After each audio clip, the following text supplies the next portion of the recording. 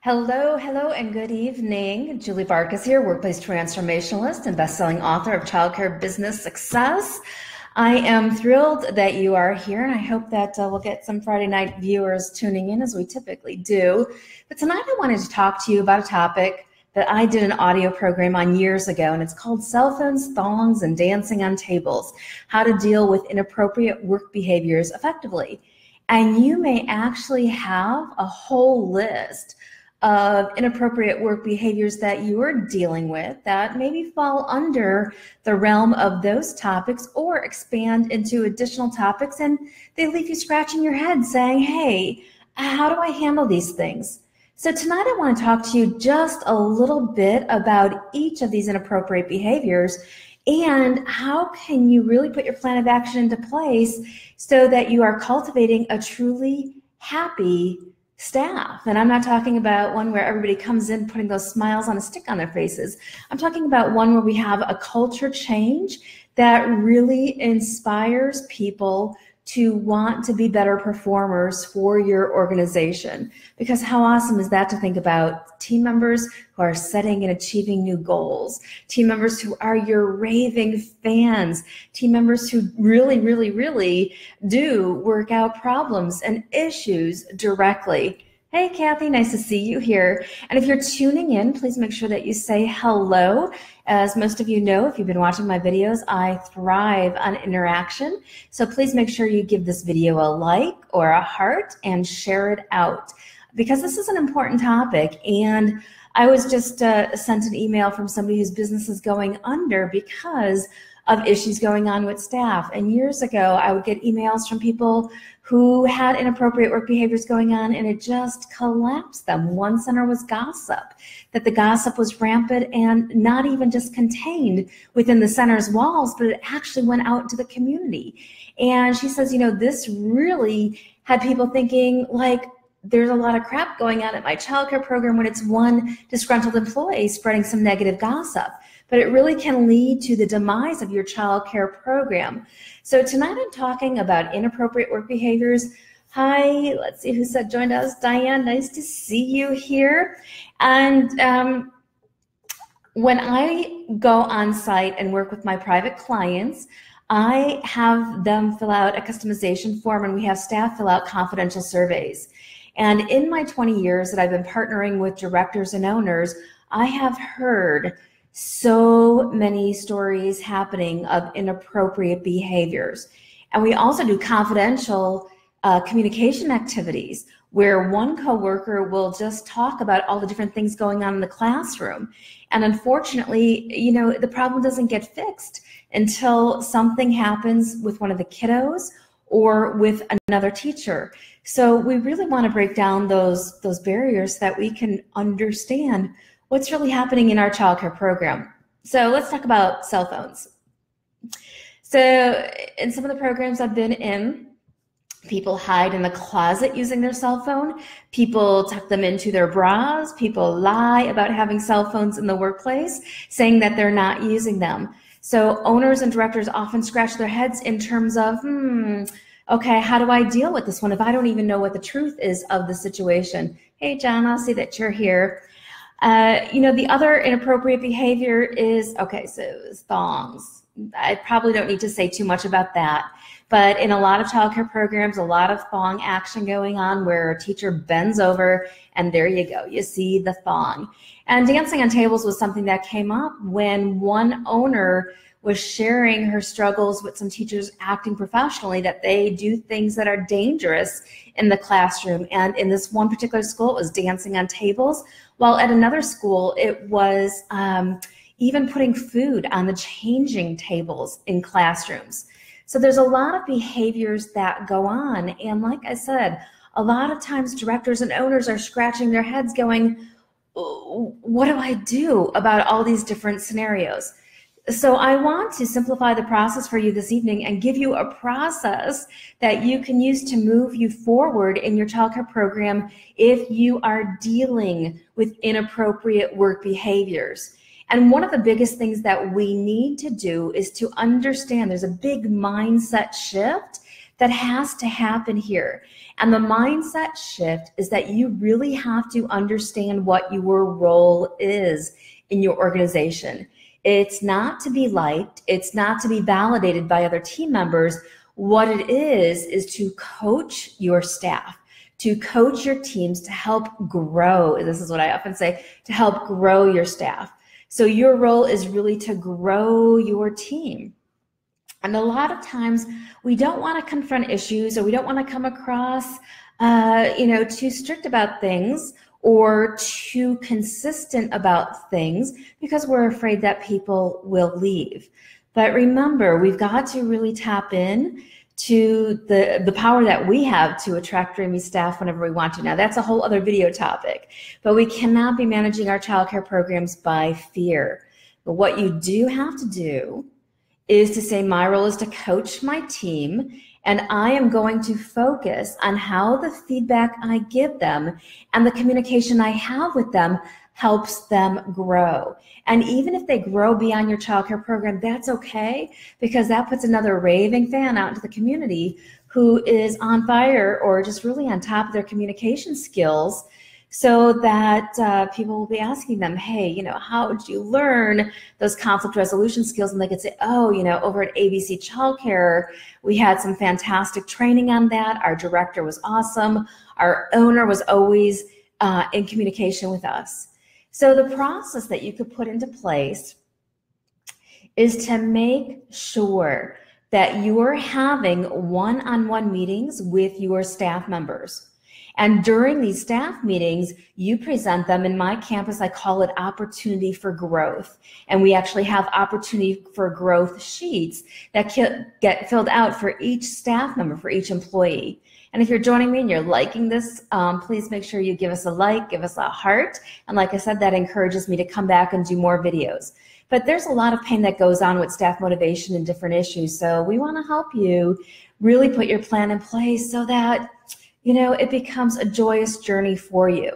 So when it comes to dealing with inappropriate work behaviors, think about an opportunity for growth form. And like I said, here in our campus, we create these for our mentorship members, but it's basically an opportunity to sit down in a professional manner with your childcare staff and say, here's how you're doing. Here's your successes. Here's what I need you to do more of or differently to really be a valued team member. Do you agree to this? Yes or no? What support do you need from me? None? Okay, documented. You need some support from me? Let's document that as well. And then let's have a follow-up meeting. So this is an actual form, and this form replaces your reprimands. This form replaces write-ups, all of that kind of stuff. Because if your role is to coach your team, it's to provide an opportunity for growth to them. Because not only are we growing the kiddos in our care, but we're also growing our staff. So it's a huge mindset shift to think about your role in a much different way. So you're not merely babysitting your staff or trying to get through the stressful day with them. You're looking at them and going, what is the objective that I want to accomplish this month with my staff? That's your role. As a director or owner, you've got to consistently thinking about progressive improvement, which means you look at all of your staff and say, how would I like this person to grow this month? And then you document it, you have that one-on-one meeting, you get their buy-in, and you have a follow-up conversation. Then if behavioral changes are happening, fantastic. If they're not, there are consequences that are put into place. Now, initial consequences, and this is the big question that always comes up, well, Julie, what are the consequences? Well, it really depends upon the severity of the situation. So initial consequences can be in 2 weeks. We're going to have a follow-up meeting to track and measure progress. It could be in 30 days. If you don't change this or you get the education, we're going to have to let you go, or you're going to be making the decision to move on from us because you're not willing to do what's required to really be a valued team member. And as much as possible, make sure that they take ownership of the actions that you want them to implement to be a valued team member. So make sure they're taking responsibility. When somebody gets fired or somebody, what I call self-selects out of your organization, remember, it should always be their choice.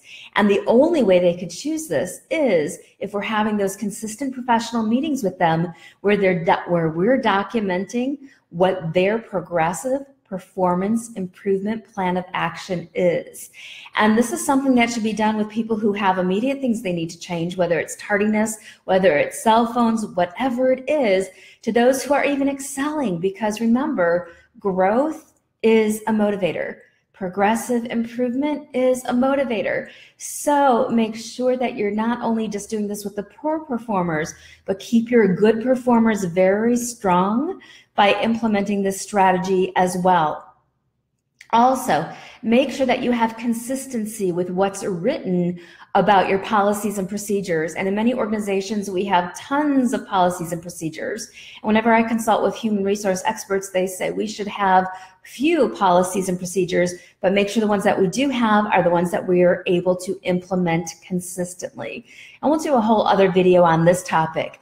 But if there are policies and procedures that are gray, meaning you can only follow them on certain days or certain times, or if certain circumstances unfold, you need to let your staff know, hey, these policies and procedures are here and set up to support our vision. They're here to support the vision. Now it's your job to make sure you're bringing this vision to life, hard and strong. So everybody knows what the vision is. And if everybody knows what the vision is and everybody feels alive with the vision, it gives you tremendous power when it comes to how you manage your staff. If there's a weak vision and nobody knows what it is and nobody's alive with it, nobody's feeling the urgency with it, it's really much tougher to confront behavioral issues. So that's just a little side note. We've done some videos before on bringing your vision to life.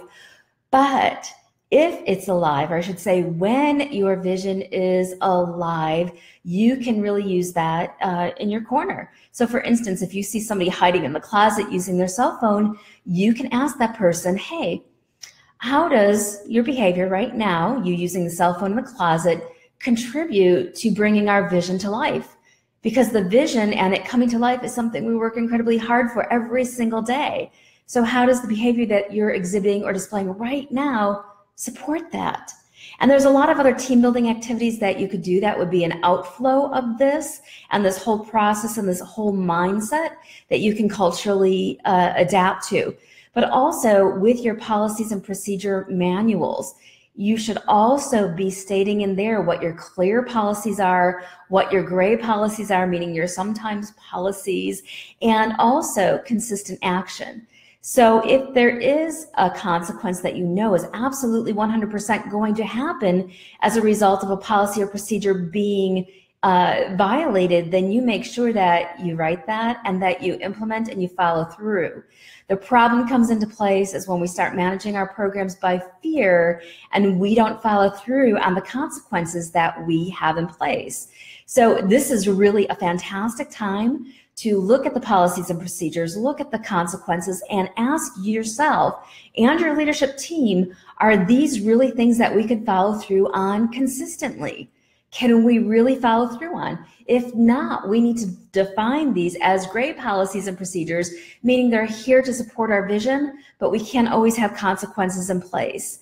Otherwise, if we don't define it this way, your staff will come to think that your policies and procedures and your consequences really just mean crap. And they're not going to follow through on anything. They're going to kind of laugh it off saying, yeah, well, what are you going to do about it anyways?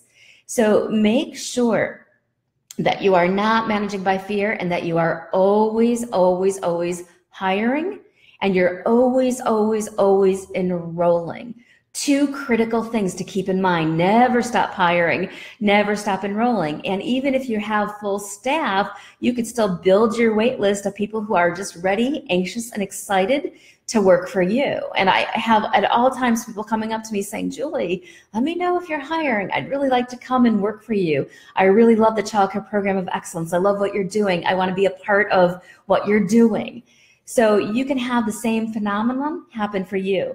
So don't close the doors. Always have your eyes open to the opportunities that might present itself in terms of the next person that's going to be a dreamy team member or a fantastic referral source or a potential new client. So the idea is to have consistency with your policies and procedures, define the ones that are absolutely concrete, as well as the ones that are gray, where there can't be a consequence in place.